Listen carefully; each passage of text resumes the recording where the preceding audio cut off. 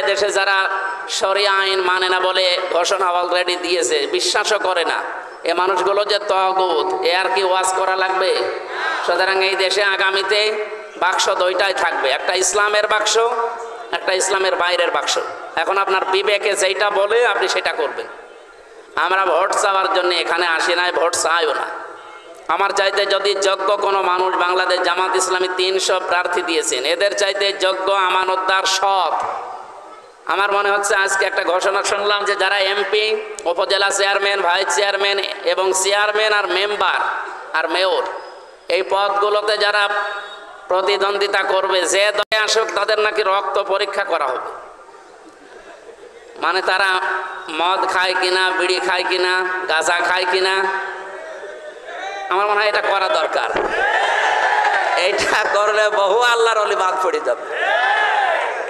কারণ এই দেশে আদর্শ নিয়ে মানে রাজনীতি করার দল এখন এই ইসলামপন্থী যারা, তাদেরটাই। বাকি যারা আছে সব ভুয়া, চিটার, বাটপার আর দুর্নীতিবাজ। ওদের রক্তগুলো পরীক্ষা করলে শুধু ওই মদের গন্ধ, বিড়ি, সিগারেট ছাড়া আর কিছু পাওয়া যাবে। আর ইসলামী দল যারা করে, এদের আপনি রক্ত পরীক্ষা করেন, এই মানুষগুলোর রক্তের ভেতরে কোনো বিড়ির গন্ধ নেই, সিগারেটের গন্ধ নেই, সাদাবাজির গন্ধ নেই, মদের গন্ধ নেই। আছে? এর চাইতে আর কি প্রমাণ দিয়ে আপনাদের সামনে আসা লাগবে? বাংলাদেশের যে 300 এমপির তালিকা দিয়েছে জামাত ইসলামী, দেখেন সব হায়ার এডুকেটেড, একজনও আমার মনে হয় 5 পাস নেই, অন্তত কিছু না হলেও ডিগ্রি পাস। আর বাকি এমনও মানুষ, আমার মনে হয় এই গত 15 বছরে আমি এমপি দেখেছিলাম সংসদে, ওই বড়গোনার এক নারী এমপি, উনি 5 লাইন পড়তে গিয়ে মনে হয় 50 জায়গায় ধাক্কা খায়। জামাত ইসলামী থেকে সৎ, যোগ্য এবং শিক্ষিত, তাও যেমন তেমন 2, 3, 5 পাস না, সব অনার্স মাস্টার্স করা, IA pass, BA pass, doctor, engineer এবং আলেম অনেকগুলো, 58 জনের উপরে আলেমকে এবার নমিনেশন দিয়েছে বাংলাদেশ জামাত ইসলামী থেকে। আশা করছি এই মানুষগুলো 300-র ভেতরে যদি 151 জন আপনাদের রায় নিয়ে আসতে পারে, এদেশে কোরআনের যে রাজ, এটা আমরা দেখাতে পারবো। 54 বছরে শুধু ওয়াজ করেছিলাম, সামনে দেখাতে পারলে কিয়ামত পর্যন্ত এদেশে কোরআনের হাত থেকে কেউ দেশ নিতে পারবে না ইনশাআল্লাহ। দেশীয় এবং আন্তর্জাতিক যে ষড়যন্ত্রগুলো হচ্ছে, এগুলো মোকাবেলা আল্লাহর দায়িত্বে দিলাম। আল্লাহুম্মা ইন্না নাজআলুকা ফি নুহুরিহিম ওয়া নাউযু বিকা মিন শুরুরিহিম, বলেন আমিন। আজকের এই মনোমুগ্ধকর আয়োজন, আপনারা সিস্টেম দেখে বুঝতে পারছেন না এদের রুচি কি? এখান থেকে শুরু করে শেষ পর্যন্ত তাকিয়ে দেখেন তো, এইরকম রুচিশীল আয়োজন অন্য কোনো দলের মানুষ করা, তাদের টাকা আছে, সম্পদ আছে, কিন্তু সম্ভব না, কারণ রুচি থাকা লাগে। বাংলাদেশ জামাত ইসলামী বা ইসলামী দল যারা এদেশে করে, তাদের রুচিগুলোই আলাদা। এইরকম উন্নত রুচি নিয়েই তারা এই 56,000 বর্গ মাইল কোরআন দিয়ে, হাদিস দিয়ে সাজাবে ইনশাআল্লাহ। নবীজির যে হাদিস পড়লাম, এটার বাংলা মিনিং হচ্ছে খায়রুন নাস মা ইয়ানফাউন নাস, উত্তম মানুষ পৃথিবীতে ওইটা যার দ্বারা মানুষের উপকার হয়। আল্লাহর নবী বলেননি যে যার দ্বারা শুধু মুসলমানের উপকার হয়। মাই ইয়ানফাউন নাস আছে, ইয়ানফাউ এটা মোজারে, বর্তমান, ভবিষ্যৎ, প্রেজেন্ট, ফিউচার, আর নাসের আগে আলিফ লাম দিয়েছে। আমরা এগুলো ব্যাখ্যা বিশ্লেষণ করলে, গবেষণা করলে দেখি, মানুষ হয়ে পৃথিবীর মানুষের উপকার যারাই করবে, সে হিন্দু হোক, বৌদ্ধ হোক, খ্রিস্টান হোক, মুসলমান হোক, আল্লাহর কাছে সে উত্তম মানুষ। সুতরাং এই এলাকায় অমুসলিম যারা আছেন তাদের চিন্তা নেই, যদি কোরআন আসে, যদি ইসলামপন্থী মানুষেরা আসে, যে হকগুলো এতদিন পাননি, ওইগুলো আপনারা দেখতে পাবেন ইনশাআল্লাহ। আমির জামাত ঘোষণা দিয়েছে, এদেশে মসজিদ যেমন পাহারা দেওয়া লাগে না, মন্দিরও পাহারা দেওয়া লাগবে না ইনশাআল্লাহ। সেই দৃশ্য আমরা দেখতে চাই না? বলেন বলেন। সৌদি আরব না, তুরস্ক না, এমনকি আরো ইসলামী দেশ যেগুলো আছে সেগুলো না, আমরা আদলে সাজাতে চাই আল্লাহর হুকুম এবং রাসূলের তরিকা দিয়ে। এই জন্যে তারা স্লোগানও সারা জীবন দিয়ে আসতেছে, আল্লাহর আইন চাই, সৎ লোকের শাসন চাই। যে সমস্ত কথাবার্তাগুলো আমাদের এবং ইসলামের বিরুদ্ধে কথা বলা হচ্ছে, এগুলো যে সব ধোঁকাবাজ, সিটার, বাটপার, সব এখন জাতির মানুষেরা জেনে ফেলেছে। আজকে একজন সবক দিচ্ছিল, দেখলাম যে বাংলাদেশ জামাত ইসলামী যদি এদেশে রাজনীতি করতে চায় তাহলে মাথা নিচু করে করা লাগবে। কে বলেছে আপনাকে? এদেশে বাংলাদেশ জামাত ইসলামী শুধু মানুষের সামনে না, আল্লাহ ছাড়া কারোর সামনে মাথা নত যদি করতো তাহলে 11 জনের ফাঁসি হতো না। আমি এই 3 বছর জেলে থাকতাম না। আমি যেই দিন ধরা পড়লাম, বাড়ি থেকে ধরে নিয়ে গেল, ওই দিনই আমাকে গাড়িতে নিয়ে যাওয়ার সময় বলছিল যে কয়েকটা শর্তের ভেতরে একটা ছিল এই যে ওলামা লীগের সমর্থন হয়ে ওই ফরম পূরণ করা লাগবে, তাহলে ইসলামী বিশ্ববিদ্যালয়ের সভাপতি সেক্রেটারি বানিয়ে দেবে। আমি যদি ওই দিন মেনে নিতাম, 3 বছর আমার এই আয়না ঘরে থাকা লাগবে। সুতরাং এদেশে জামাত ইসলামী শুধুমাত্র কেবলমাত্র একটাই দল আছে যারা মানুষের সামনে মাথা নত করে না। আর জামাত যারা করে, শিবির যারা করে, এরা আন্দাজে করেন, এরা বুঝে শুনে করে। কোরআনে কারিমে কথায় আছে, হে নবী আপনি মানুষকে ডাকেন, কুল হাদিহি সাবিলি আদউ ইলাল্লাহ আলা বাসিরাতিন আনা ওয়া মান ইত্তাবাআনি। আমি যে আল্লাহর দিকে, আল্লাহর বিধানের দিকে ডাকি, এটা আমি আন্দাজে ডাকি না, আলা বাসিরাতিন, আমি বুঝে শুনে চিন্তা ভাবনা করে ডাকি।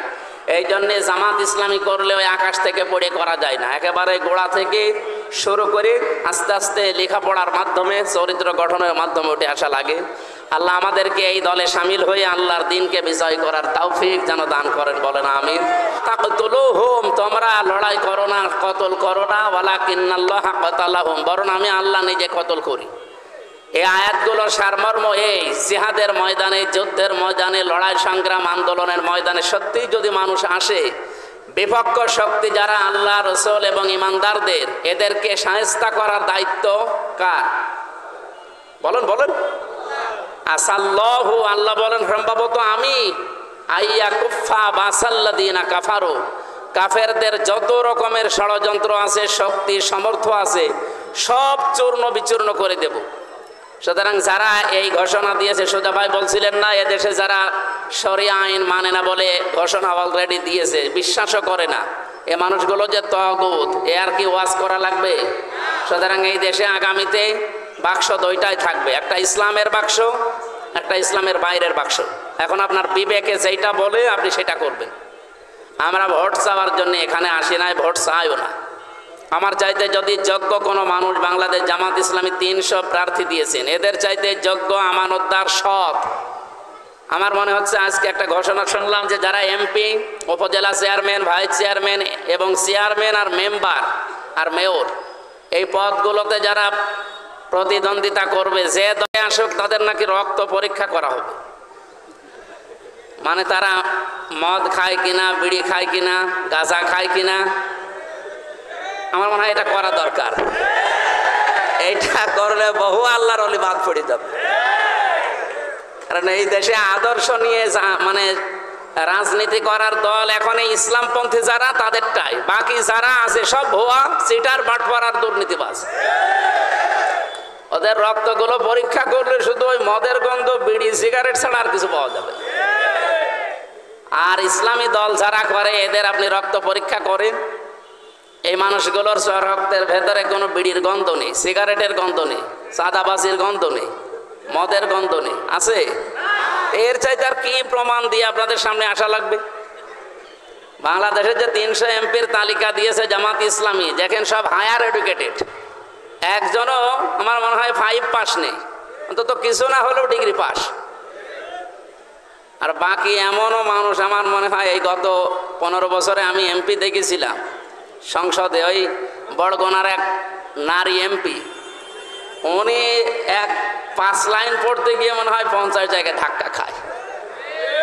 জামাত ইসলামী থেকে সৎ, যোগ্য এবং শিক্ষিত, তাও যেমন তেমন 2, 3, 5 পাস না, সব অনার্স মাস্টার্স করা, IA pass, BA pass, doctor, engineer এবং আলেম অনেকগুলো, 58 জনের উপরে আলেমকে এবার নমিনেশন দিয়েছে বাংলাদেশ জামাত ইসলামী থেকে।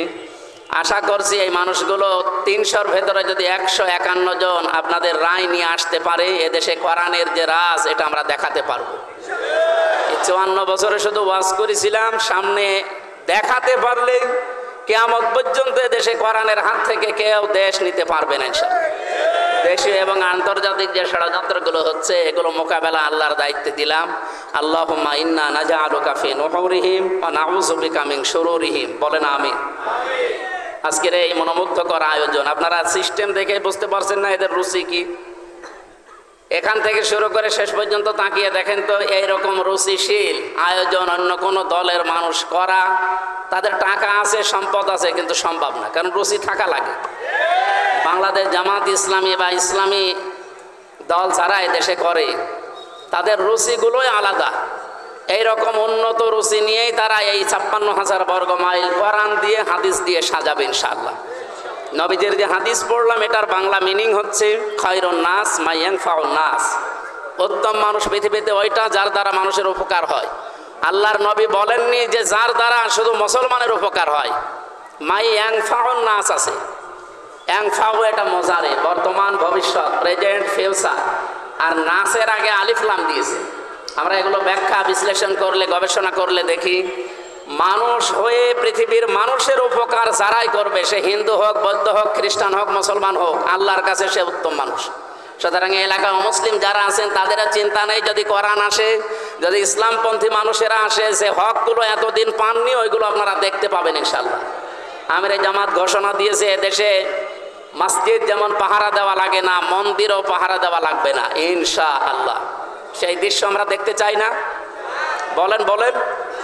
সৌদি আরব না, তুরস্ক না, এমনকি আরো ইসলামী দেশ যেগুলো আছে সেগুলো না, আমরা আদলে সাজাতে চাই আল্লাহর হুকুম এবং রাসূলের তরিকা দিয়ে। এই জন্যে তারা স্লোগানও সারা জীবন দিয়ে আসতেছে, আল্লাহর আইন চাই, সৎ লোকের শাসন চাই। যে সমস্ত কথাবার্তাগুলো আমাদের এবং ইসলামের বিরুদ্ধে কথা বলা হচ্ছে, এগুলো যে সব ধোঁকাবাজ, সিটার, বাটপার, সব এখন জাতির মানুষেরা জেনে ফেলেছে। আজকে একজন সবক দিচ্ছিল, দেখলাম যে বাংলাদেশ জামাত ইসলামী যদি এদেশে রাজনীতি করতে চায় তাহলে মাথা নিচু করে করা লাগবে। কে বলেছে আপনাকে? এদেশে বাংলাদেশ জামাত ইসলামী শুধু মানুষের সামনে না, আল্লাহ ছাড়া কারোর সামনে মাথা নত যদি করতো তাহলে 11 জনের ফাঁসি হতো না।